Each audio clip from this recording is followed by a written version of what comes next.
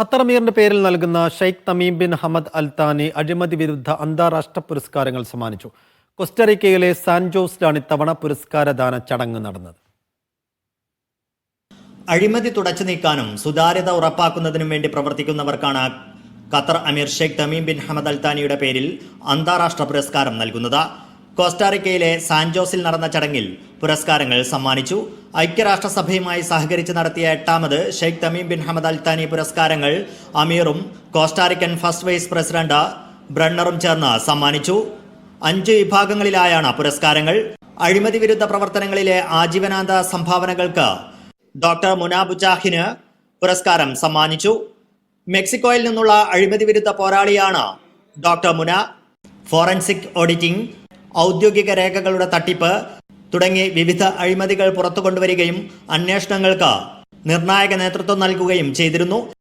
Academic research and education പുരസ്കാരങ്ങൾ professor Robert Klitgaard, Alberto Vannucci എന്നിവരും, കായിക മേഖലയിലെ അഴിമതി വിരുദ്ധ പ്രവർത്തനങ്ങൾക്ക് doctor Rodrigo Arias Grillo, professor Elias Bandakos എന്നിവരും, അന്വേഷണാത്മക മാധ്യമ പ്രവർത്തനത്തിന് ദക്ഷിണാഫ്രിക്കയിൽ നിന്നുള്ള ഖദീജ ഷെരീഫും പുരസ്കാരത്തിന് അർഹരായി. യൂത്ത് ക്രിയേറ്റിവിറ്റി ആൻഡ് എൻഗേജ്മെന്റ് പുരസ്കാരത്തിന് ഗയോ ജെയിംസ് എംബുയ, മെക്സിക്കൻ സംഘടനയായ മെച്ചോർ എന്നിവർ അർഹരായി.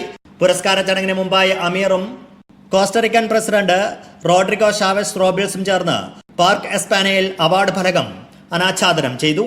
Media 1 Doha.